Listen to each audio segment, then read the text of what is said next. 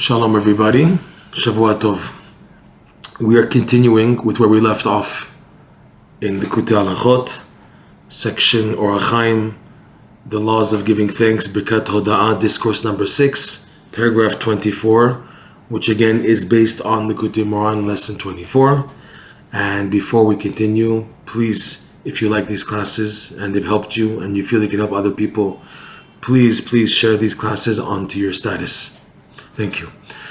All right, we are holding in the opening verses of Parashat Vayetze, where Yaakov Avinu is fleeing from Esav, and based on the order of his parents, Yitzchak and Rivka, he's going to Lavan, the brother Rivka, in order to find the shidduch, to find the wife. Okay, so the Torah, the Midrash especially, shows great significance in the details happening to Yaakov while going. And especially this detail that he slept by the place of the Beit HaMikdash, the Holy Temple, and had the dream with the ladder. And Rav Nosson, piece by piece, is showing every piece of the verse and what's its significance in relationship to what Rabbi Nachman says in lesson 24. Rabbi Nachman says in lesson 24 that a Jew has to face the confusions and difficulties and attack on his joy, his sadness, from this domain what's called Halakhot, the exchanged chambers.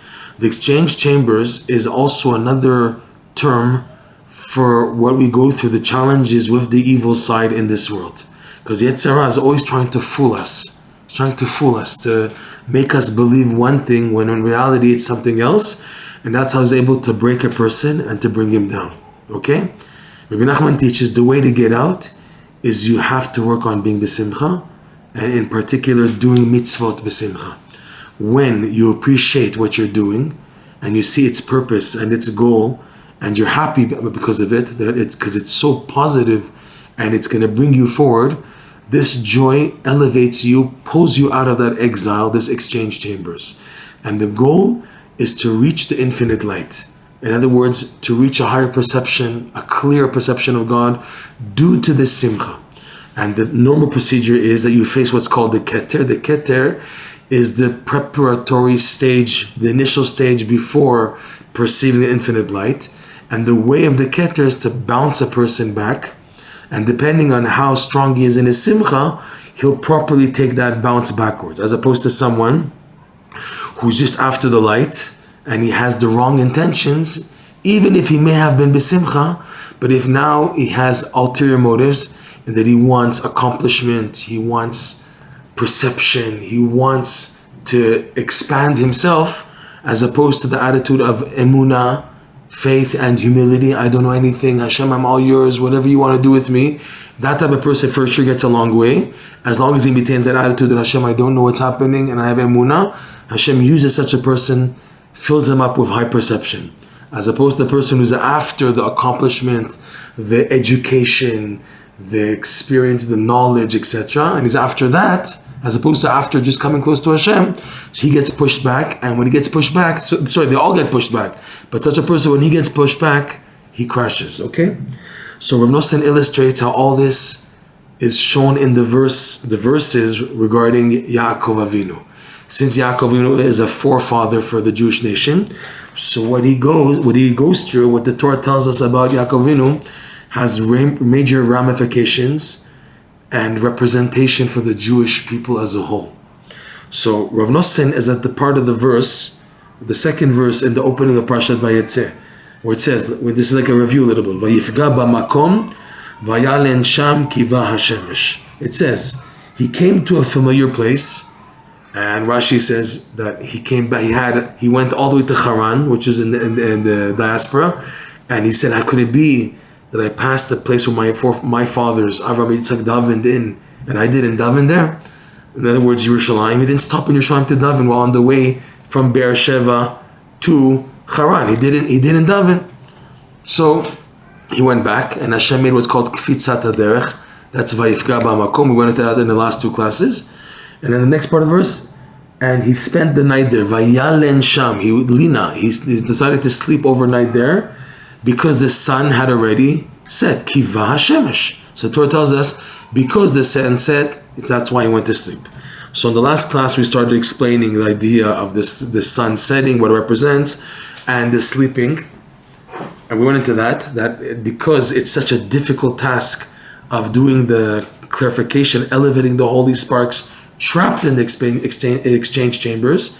So even the great, awesome tzaddikim, like our forefathers, like Yaakov Avinu, they have no choice but to wait in this process. They can't elevate the holy sparks there, even though they're great tzaddikim, and they have no choice but to sleep.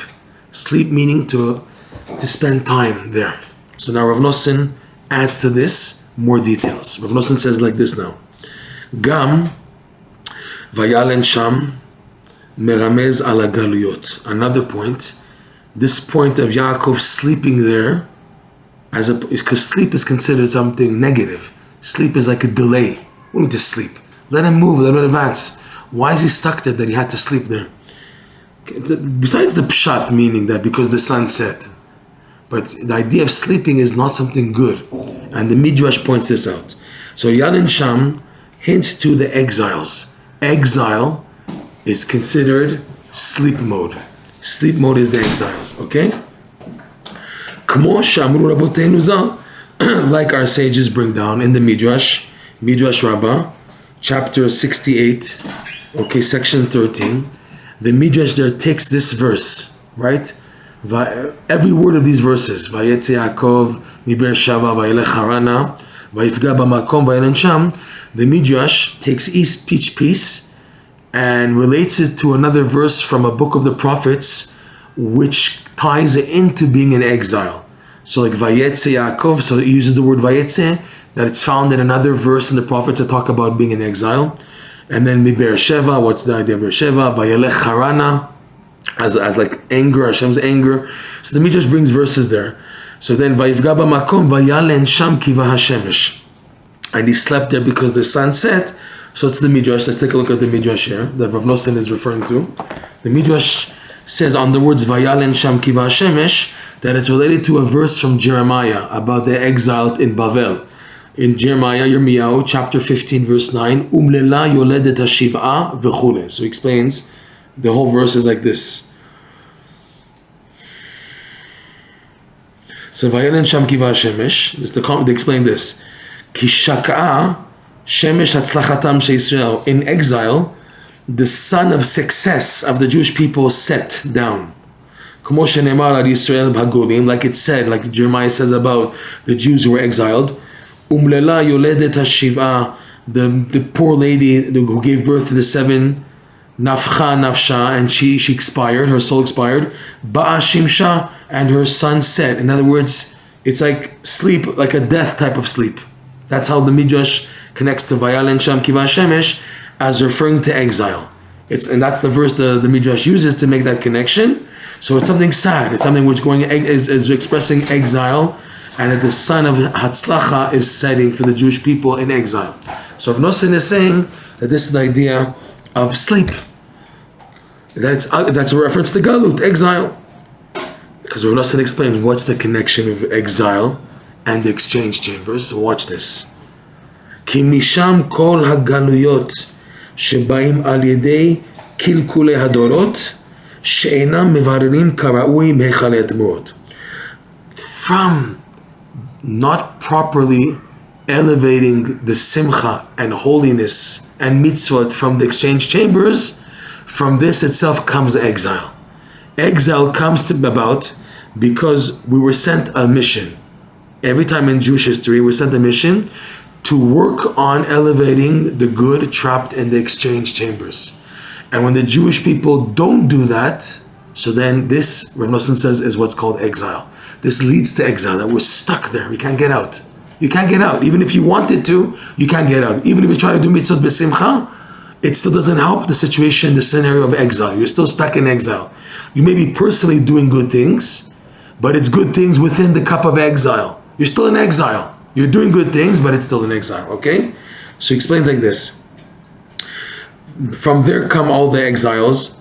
That's exile that come about through the blemishes, the damage caused by all the generations who don't properly sift out, elevate the holiness trapped in the exchange chambers by doing mitzvot v'simcha in our context, okay? And that's not enough. That's what exile. That's the definition of exile Rav Nosson is giving to us. And he says more than this. What does that have to do with Yaakov Avinu himself? Okay, that he has to sleep also. In other words, he in himself. Okay, we may be causing damage, but at least Yaakov Avinu, who's such a tzaddik, let him make it properly. Let it be good for him. So he says here, but the generations, their blemish is so severe. May Hashem save us. Ad shemechamad zeh gam gdolei hatzadikim avot haolam einam yecholim lahasig kertzonam. And many cause so much damage. God, Hashem save us. So much so that because of their damage, even the great tzaddikim, awesome tzaddikim, like our forefathers, like Yaakov Avinu, they themselves properly perceive and reach their devotion, what they can reach through their devotion properly because of the fault of the generations of the people. Kamuva, this is something which is brought down in Sfarim, that the tzaddikim suffer because of the Jewish people, right? The famous example is what Hashem tells Moshe Rabbeinu, Lech red ki shichet amecha. When the Jews did the golden calf, so Hashem told Moshe Rabbeinu, go and descend. Because your people, the Erev Rav, shichet amecha, Hashem tells Moshe Rabbeinu, the people that you brought under the wings of the divine presence, the converts that you made from the Erev Rav, they cause damage now. And Rashi brings down there that Hashem is telling Moshe Rabbeinu, the only reason why I give you prophecy and greatness is because of the Jewish people. Now that they've fallen, so you automatically lose your level. Rashi brings it down a few times in the Chumash, and this is an example, a classic example of the tzaddikim. They personally also have a setback in their devotion because of the Jewish people, because of what's going on to the Jewish people. Okay, so this is what he's saying here, that because of the blemish, and the blemish mainly being not being able to bring out the joy and the holiness trapped in the exchange chambers, which can come out only through simcha, only through joy, and because people are not happy in serving Hashem, so it causes more damage. That what leads to crashing, a crashing of too much light intensity, that people can't handle holiness, and they crash and they fall more into darkness, which is the exile. Okay, and everyone in the end pays the price. Everyone has to suffer for that, including the tzaddikim. So because of that, you can understand now why ve'al ken huchrach lalun sham. This is why thus Yaakov Avinu he had to sleep there. He had to sleep at the holiest place in the world. You would think you were reaching the holiest place, the Beit HaMikdash. You're going to sleep there? I mean, you just think about it. You're allowed to be in the holy temple. At the time of the Beit HaMikdash, were people allowed to sleep there? People weren't allowed to sleep there. When there was a functioning Beit HaMikdash, where there was the altar and the korbanot and sacrifices, are you allowed to sleep there? No way. Maybe outside on the outer walls, the Kohanim, the Pirchei Kehuna, etc. But in the Holy of Holies, the one day of the year that Aaron, the high priest, goes into the Holy of Holies, he's not sleeping. It's once a year on Yom Kippur, and he's busy doing devotions, right?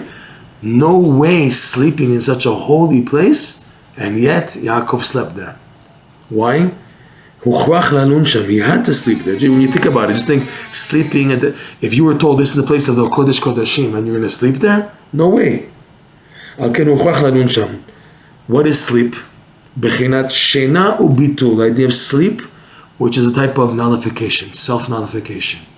Meaning that the job can't be done now, so I have to hide. I have to go in hiding, which is like a disappearing. I have to do a disappearing act, which is sleep. It's called a bitul. That my mind, my functioning is not here. So sleep mode is meaning I'm now not available. Talk to me another time. I can't do anything right now. It's like a break. No presence. No functioning awareness at this time.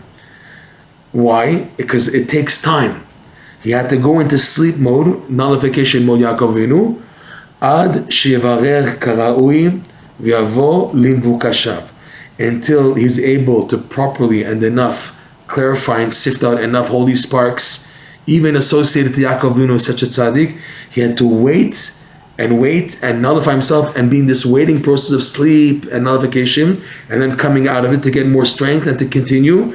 And when there's more overwhelming attack because of the galut, again, he has to make a nullification and sleep until the job is done properly. Until properly is sifted out all the proper sparks from the exchange chamber. He's talking about like the tzaddikim, like Yaakov of that caliber, and he can come to his desired goal, which is to perceive the infinite light. Okay? So this idea, Rav Nosson says, applies to every Jew also. And he's now going to show this amazing Gemara that connects to this. V'zeh bechinat, this concept that you have to wait. You have to wait, and here the waiting is illustrated in the words Vayalen Sham, that he slept there. Sleeping is like, wait till tomorrow because I'm too overwhelmed, I'm too tired, I can't do the job now. I need to, what happens when you sleep and you nullify yourself? You get re-energized. The body re-energizes, and the neshama also re-energizes, meaning more time is needed, so you have to wait till I'm able to replenish my sources, my resources, and to start again, to continue where we left off until the things are done. So he says this concept is from the Gemara. This is the idea that it says in the Gemara, a famous Gemara that Rabbi Nachman brings, and it's a very famous Gemara that Rabbi Nachman quotes from the Gemara Yuma, page 38-2b. It says there, Haba litaher mesayin lo, omim lo hamten. Shenemar kol echad miYisrael harotze litaher v'chule. We have to explain a little. This is the actual wording of the Gemara. The Gemara says like this, Yoma. The Gemara says like this, that Amar Rabbi Shimon ben Levi says like this. He quotes a verse, Mai dichtiv im laletzim hu yalitz v'lanavim yitenchen. What is the meaning of the verse? I guess it's from Proverbs, that to those who are mockers, leletzim, Hashem makes fun also of them.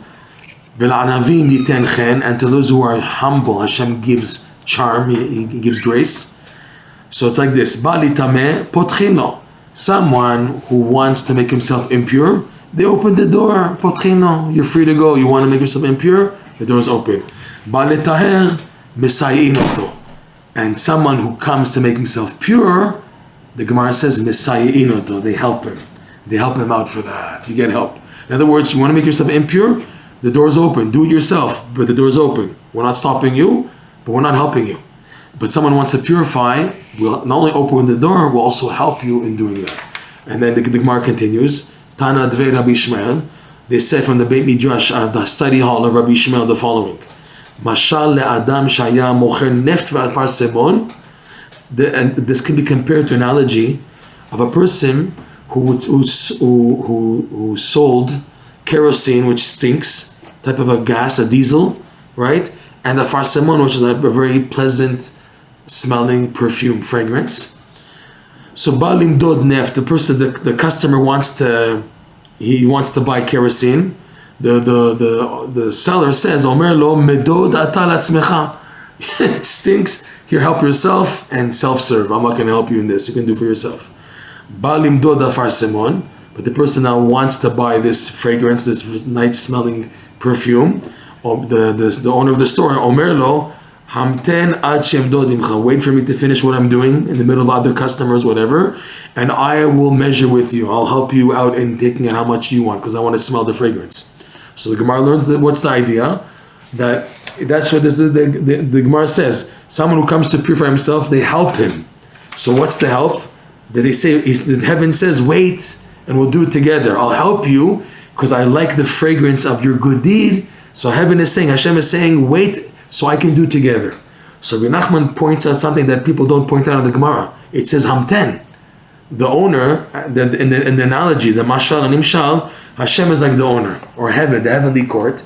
They say, wait so we can do this together. In other words, the waiting process is part of the process. The waiting stage is part of the process, so we can do this together. Meaning, heaven loves what you're doing.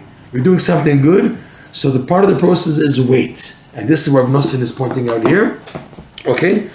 This, and Rabbi Nachman in lesson 6 in the Likutey Moharan, he makes this focus on the word hamten. People don't notice it. You just read the Gemara, you don't notice it because you look at the rest of the analogy. Rabbi Nachman takes you to focus on the word hamten, that the owner, the store owner is saying, wait me to finish what I'm doing, whatever, and you have to wait in the meantime, so I can serve you. Okay? So that's what's saying here. Someone who wants to make himself pure, they help him from heaven, and they tell him to wait. And Rav Nosson says, this is said upon every Jew who wants to purify himself. In other words, the sleeping of Yaakov is a necessity. You have to wait. In this format, it comes in sleeping because it's too severe. But the idea is there. And like he says, and as Rabbi Nachman brings in Likutey Moharan lesson number 6, and Rav Nosson goes on, back to Yaakov Avinu, this is also said regarding a tzaddik, such a general, high caliber tzaddik level, like Yaakov Avinu, who's an all-inclusive tzaddik, representing the Jewish people, and involved on a general level, davening and helping Am Yisrael. These are big tzaddikim. This idea is also said about such tzaddik who are involved in helping to purify Am Yisrael, that out of necessity and against their choice, even the big tzaddikim have to wait. And that's the idea that Yaakov had to sleep there. To sleep? Yes, because the process of reaching the Keter, the light, is a slow process because of the exile. By the tzaddik, he should be able to have reached that level already, but he himself has to sleep, which means he has to wait an extended period of time because of the sin of the Jewish people. They cause so much damage that their exile is so severe that even the tzaddikim have to sleep. They have to be in a waiting process which is heavy, like sleep. So too, all the more so every Jew, to realize you're waiting and waiting and waiting is part of the process. That's where people are tested. Do you give up or not give up? Because the waiting is so long, you begin to wonder, I'm just waiting forever and it's never going to end. I might as well just drop everything. That's the biggest test of life. And Rabbi Nachman says this is the key. Haba letaher mesayin lo. Someone who wants to purify himself, they help him. They tell him, wait. How long? We don't know. You have to wait though. If you can't wait, then you can't get to the perfume, which is the fragrance of the mitzvot, the pleasantness of Judaism, of closest to Hashem. You can't make it there if you can't wait. You have to wait and wait until they open the doors. Bezrat Hashem. To be continued.